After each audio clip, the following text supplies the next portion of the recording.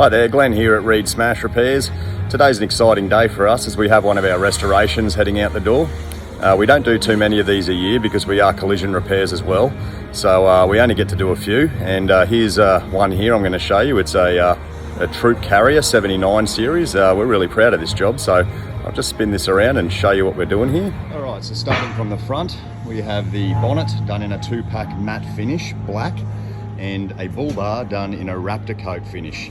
So it's nice and robust, it's not going to chip easy, it'll be like that for many, many years of beach driving and off-road 4-wheel driving.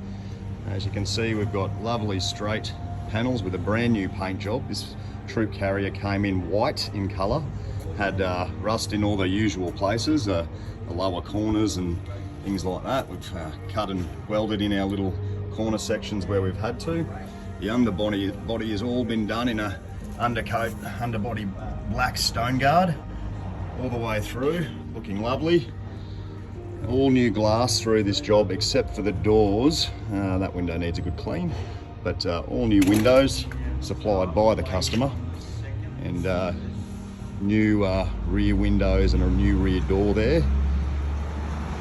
But yeah, as you can see, just a beautiful looking truck now. I'll get a bit of a better view on this. Nice and straight with a nice black dull stripe through the middle, done by Sunset Signs. Thank you, Craig and Kane, for the nice black stripe. Coming back in, we'll just have a quick look at the interior. Interior needs to be put together by the customer. He's happy to tinker with this and do a few things on his own. We've got all new paint through here as well. So that's it. So that's our Troop Carrier. Another one bites the dust. Thank you very much, Rod, for being a great customer. And yeah, let me know what you think of it. See ya.